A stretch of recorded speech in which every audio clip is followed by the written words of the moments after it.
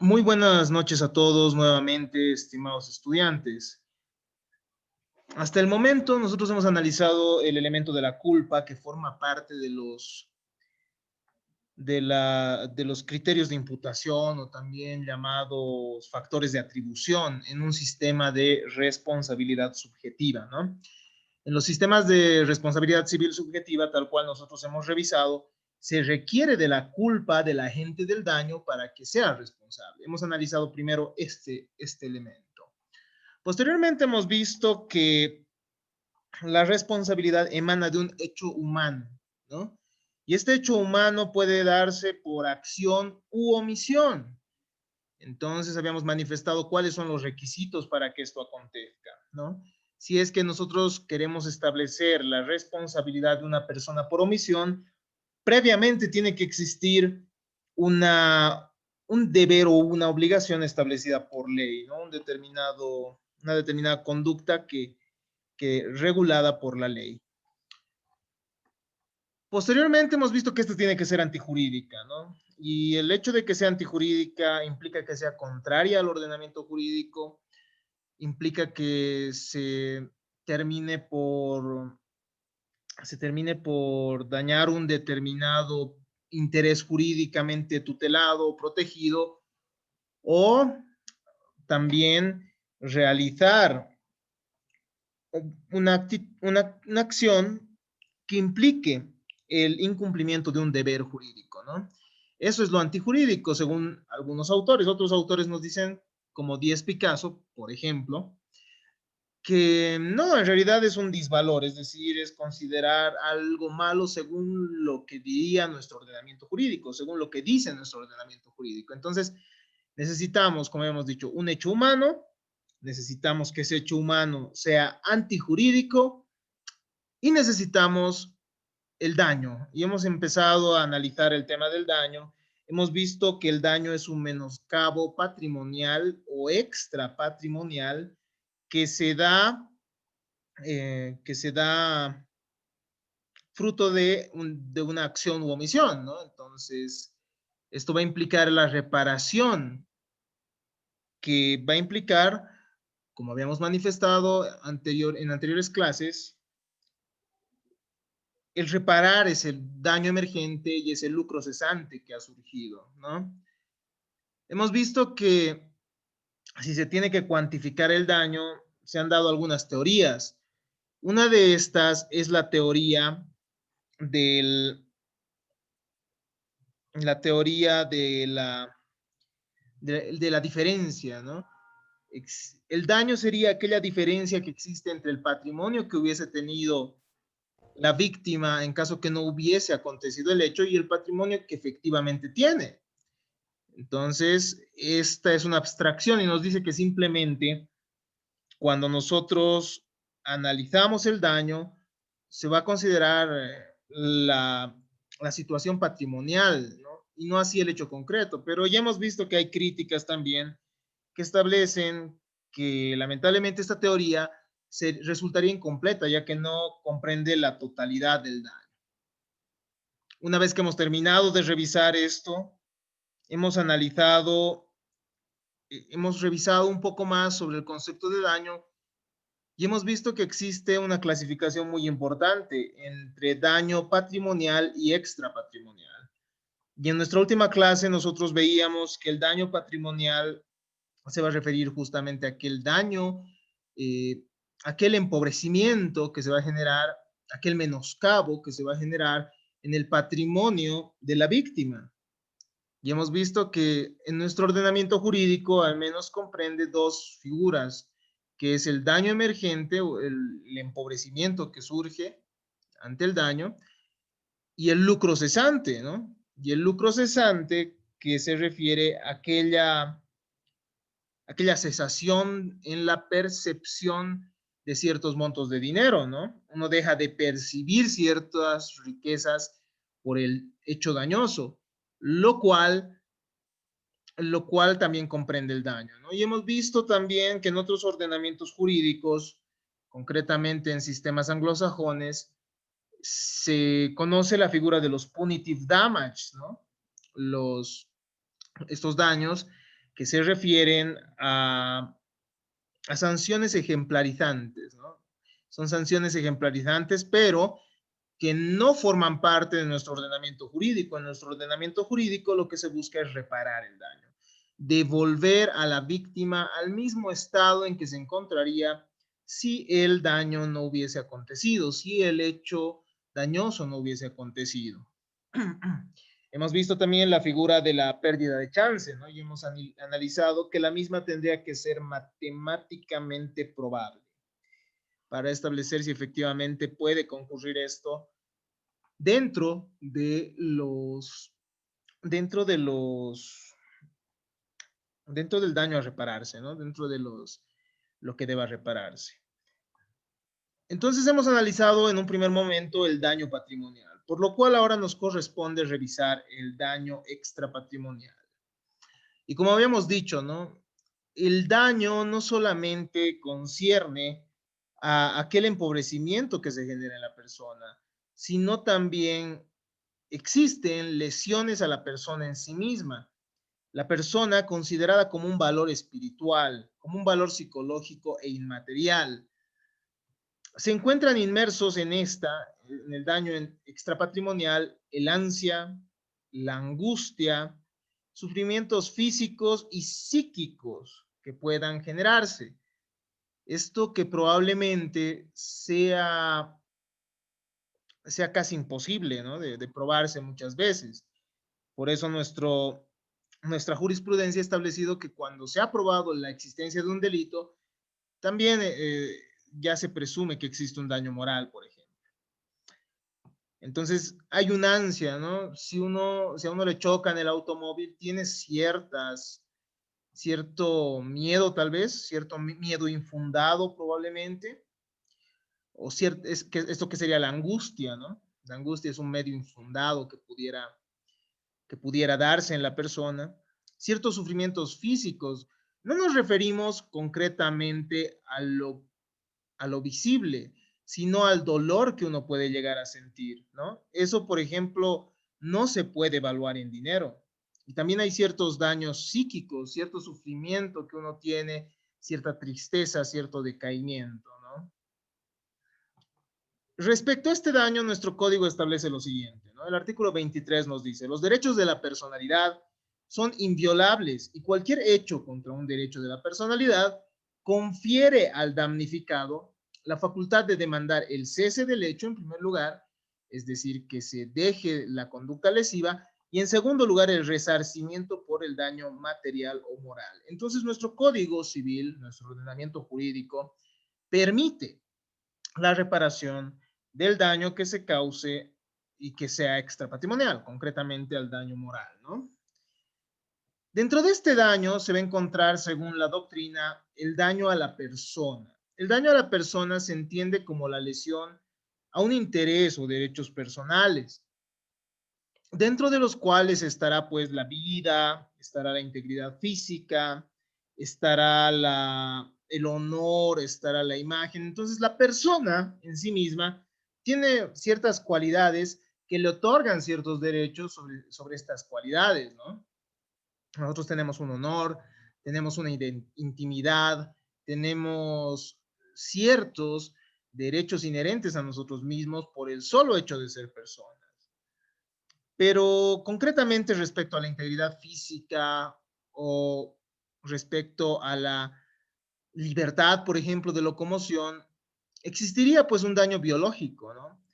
Al que se referiría la doctrina italiana, cuando se dan daños a la salud, por ejemplo, y se generan consecuencias patrimoniales, por lo que es comprendido como un daño patrimonial. Entonces, según la tendencia, algunos los consideran a estos daños a la persona como patrimoniales. ¿Por qué? Porque pueden llegar a evaluarse en dinero los efectos, ¿no? Ir al médico, comprar medicamentos, etcétera.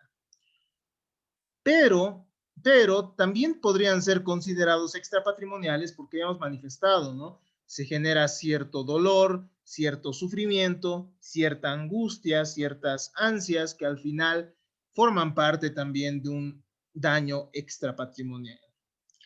También encontramos, aparte del daño a la persona, dentro de los daños extrapatrimoniales al denominado daño moral.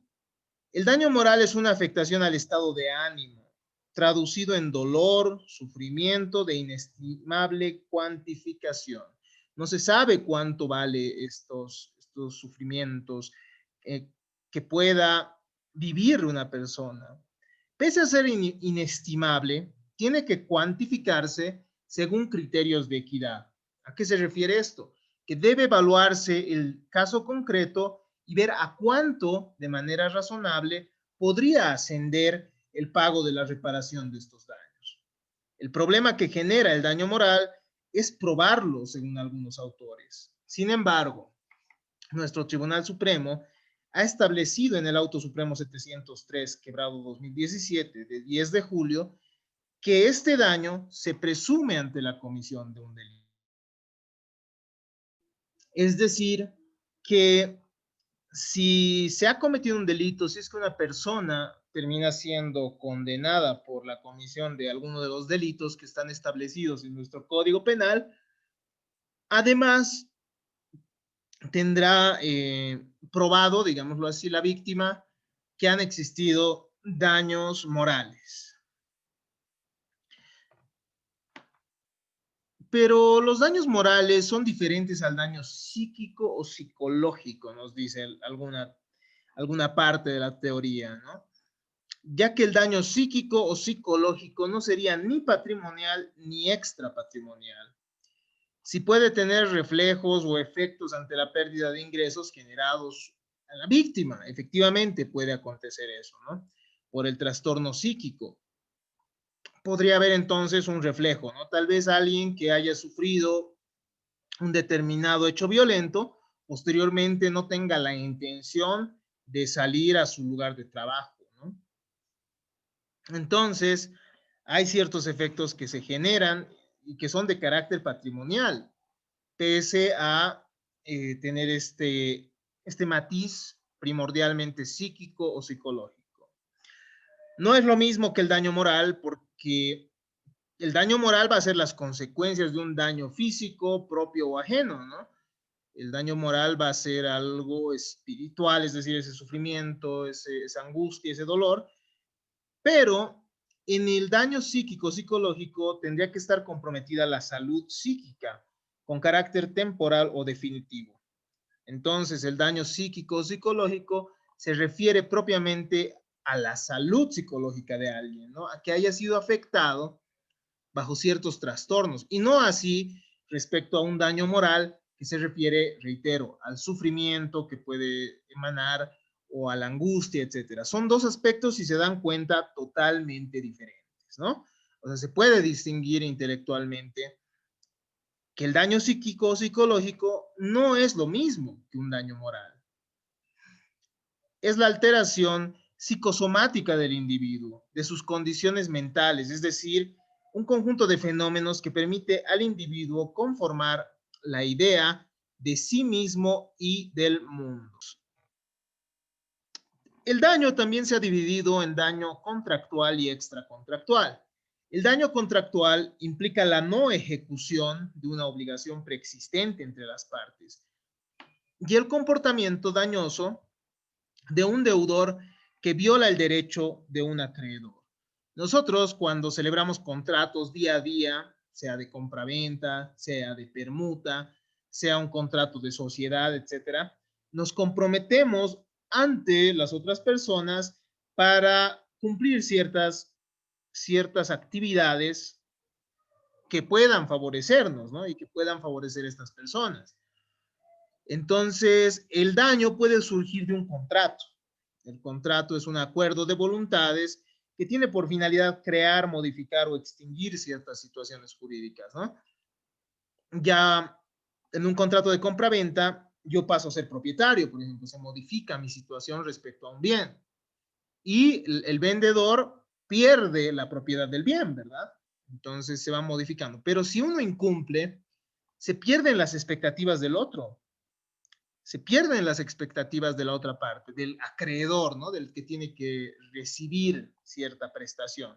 Eso lo van a aclarar mucho más cuando vean la materia de obligaciones y cuando vean la materia de contratos propiamente dicha, ¿no? En obligaciones se va a establecer igual ciertos parámetros para establecer la reparación por daño contractual, que no varía mucho, les cuento, de lo que estamos llevando ahora, porque para que exista un daño contractual y para que tenga que ser resarcible, es decir, para que exista la responsabilidad en caso de, en el hecho de, en contratos, tiene que haber en primer lugar un incumplimiento por parte del deudor. En segundo lugar, tiene que haber un daño al acreedor, efectivamente, por el incumplimiento. Tiene que haber un nexo de causalidad entre el incumplimiento y el daño generado al acreedor. Y también tiene que haber imputabilidad, es decir, en segundo grado al menos. Tiene que haber culpa también. Tiene que haber culpa, nos dice.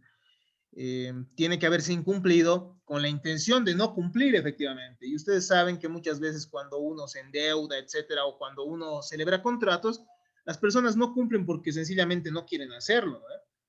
Entonces, cuando no lo hacen, surge esa responsabilidad contractual que va a determinar que el deudor que ha incumplido pague los daños y perjuicios. Nosotros ahora estamos viendo algo un poco más complejo, ¿no? Algo un poco más amplio, que es la responsabilidad extracontractual. Y la responsabilidad extracontractual se va a referir al daño causado por un comportamiento ilícito o antijurídico que contraviene normas imperativas, ¿no? Lo que estamos viendo, cualquier actividad que realicemos día a día podría generar un daño.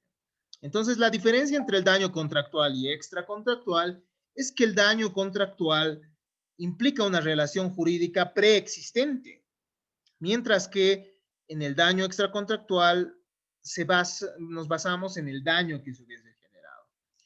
Incluso es más fácil determinar la culpa en materia contractual, ¿no? Porque uno tiene que cumplir ciertas actividades o ciertas actitudes que no lo que ciertas actividades que no realiza, pero se sabe qué actividades tiene que cumplir, entonces es más fácil determinar la culpa. Pero en materia extracontractual se tiene que comparar a alguien con un buen padre de familia, como habíamos visto, ¿no? Y esto es algo complejo, porque no sabemos qué es lo que se considera prudente como tal y qué podría considerar un juez como un hombre prudente, ¿no? ¿A quién podría considerar? De esta manera, entonces, hemos concluido este tema tan complejo que es el daño. Espero que se haya llegado a comprender el mismo, por lo que podemos entrar a las causas de justificación del hecho dañoso. A ver, el deber de indemnizar un daño puede quedar excluido si en el comportamiento de la gente concurre lo que los penalistas han denominado causas de justificación. Hasta ahora nosotros hemos visto que para que exista responsabilidad tiene que haber un hecho humano, ¿no? Una acción u omisión. Tiene que haber en segundo lugar antijuridicidad, es decir, que esta acción u omisión tiene que ser contraria a la normativa jurídica. Y finalmente tiene que existir un daño, ¿no? Por eso es que tenemos que estar ante un hecho dañoso antijurídico. Pero la antijuridicidad se pierde ante ciertas causas de justificación que la misma ley establece. Estas excluyen la antijuridicidad de la acción y del resultado, convirtiéndolos en justos. ¿Me entienden? Eso es lo interesante. ¿Se acuerdan que hablábamos de la antijuridicidad y decíamos, según Díez Picasso, el hecho antijurídico implicaría un hecho que es valorado como malo o injusto por el ordenamiento jurídico, ¿no? Pero hay ciertas actividades, ciertas actitudes que el mismo ordenamiento jurídico van a considerar justas, por lo cual van a dejar de considerarlo antijurídico y en estos casos ya no tendría que repararse el daño, ¿no? Esta es la exculpante, no exculpante, diríamos, esta va a ser la causa de justificación por excelencia, la legítima defensa, ¿ya? Vamos a ver también el estado de necesidad. Estos dos van a ser los que vamos a tocar el día de hoy, ¿no? La legítima defensa va a ser una causa de justificación, al menos en nuestro ordenamiento jurídico, por excelencia. ¿Por qué? Porque quien ha obrado en legítima defensa ya no va a requerir ya no va a poder reparar el daño, ¿no? Ya no tendrá que reparar el daño.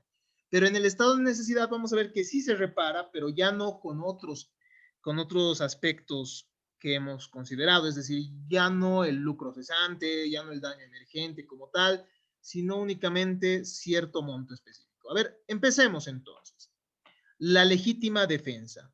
La legítima defensa ya era conocida desde el derecho romano, ¿no? Naturalis ratio permitit se defendere. La misma razón natural permitía la defensa a las personas, ¿no? Es que al final nosotros como personas nos defendemos de cualquier hecho que pueda amenazar a nosotros o a nuestros bienes, ¿no? Para que exista legítima defensa, tiene que existir los siguientes aspectos, ¿no? O bueno, ¿qué es lo que implica esta? Veamos a qué se refiere. La legítima defensa autoriza actuar en defensa de la vida, la libertad, el honor, cuerpo o bienes, en primer lugar, ¿ya? Y estos pueden ser propios o de una tercera persona. Requiere de una agresión ilegítima y actual, por lo que tiene que ser una agresión entonces, ¿no? En el mismo momento, la legítima defensa implica también un daño, ¿me entienden? Y la legítima defensa, si bien va a ser un daño, va a ser un daño justo. Eso es lo interesante de esta figura.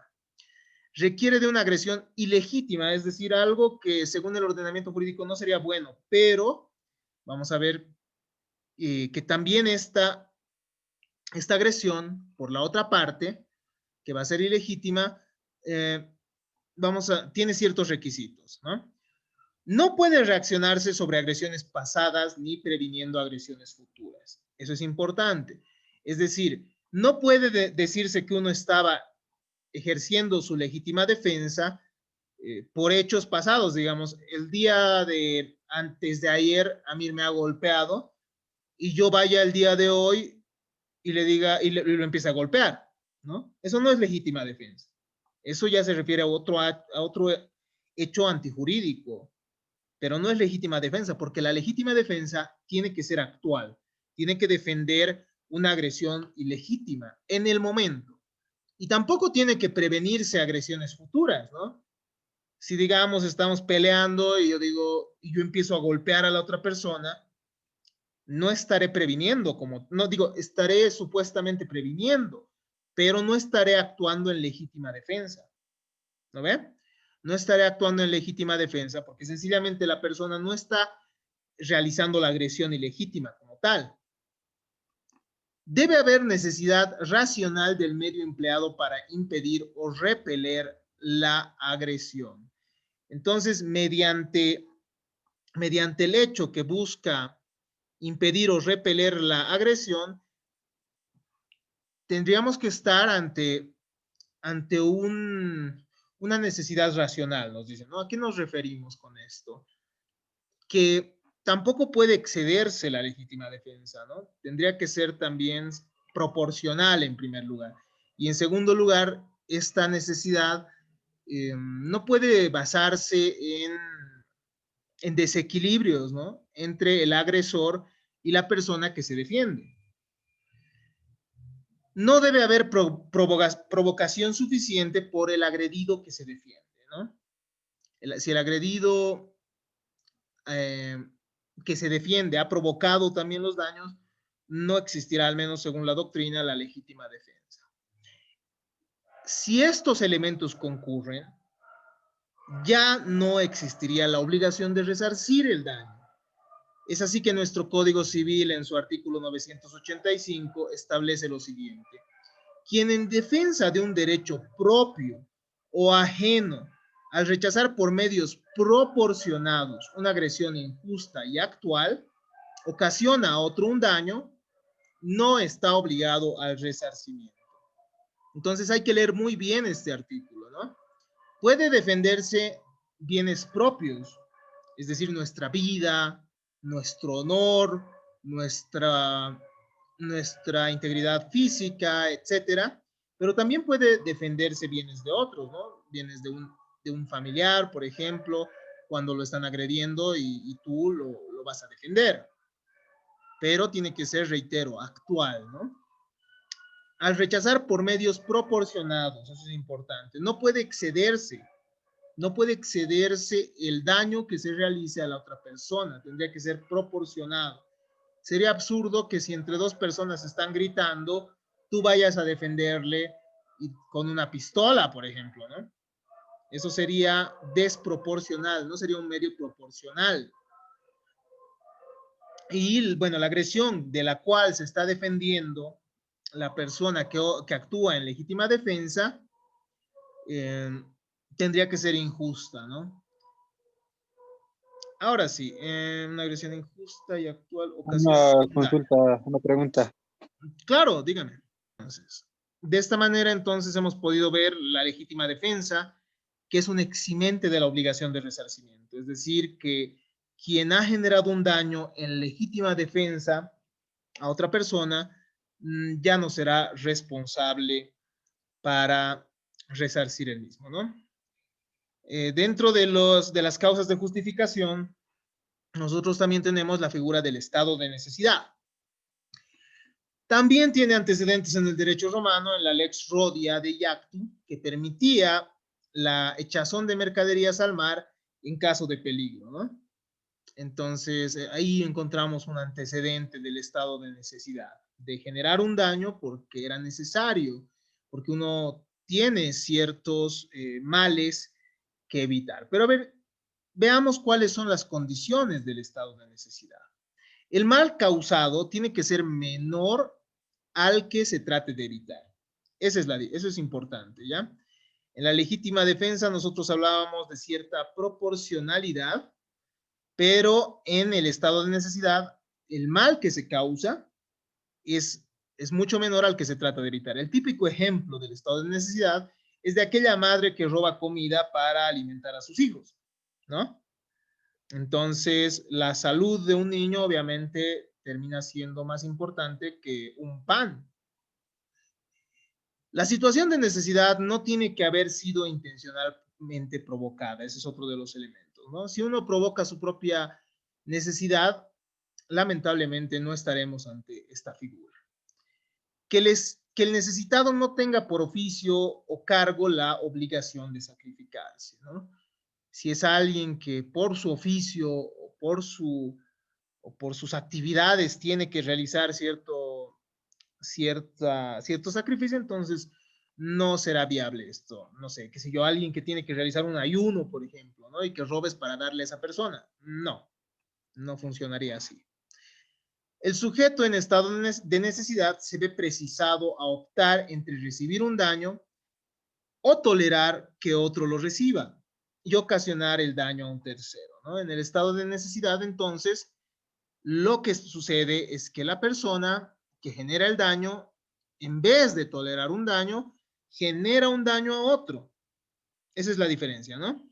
En la legítima defensa, lo que se busca es defender el daño que otra persona está realizando. Entonces, espero que haya sido claro. Veamos cuáles son las diferencias. En la legítima defensa se produce daño al autor de un acto ilícito del cual se defiende el ofendido, ¿no?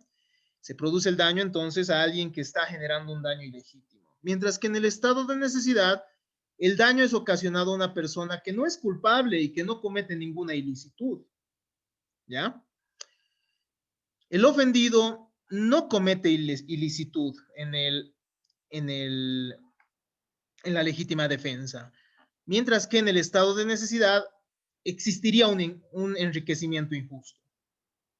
¿Ya? Eso es importante. En el estado de necesidad, por tanto, se va a resarcir solo el beneficio que haya generado al sujeto causante del daño. Mientras que en la legítima defensa se exime de la obligación de resarcir el daño.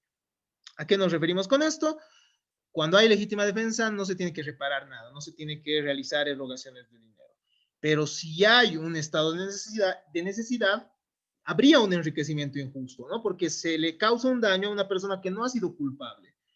Sin embargo, lo único que se va a resarcir en el estado de necesidad es el beneficio que se ha generado al que ha causado el daño. Si yo me he beneficiado con el pan para dar a mis hijos, el pan que he robado, entonces únicamente devuelvo el valor del pan, ¿me entienden? Ya no existiría esto del lucro cesante, etcétera, etcétera, etcétera, ¿no? Simplemente en la medida en que me he beneficiado. Entonces, de esta manera hemos visto las denominadas causas de justificación que terminan volviendo justos ciertos daños, ¿no? Y en el estado de necesidad, lo que se hace es simplemente reparar lo que uno, la cantidad en la cual uno se habría beneficiado, ¿no? Espero que se haya comprendido esta diferencia y que ustedes lo hayan asimilado muy bien. Si es que no es así, saben que pueden preguntar lo que gusten y podemos continuar, ¿no? Con la charla. Mientras tanto, detengo la grabación.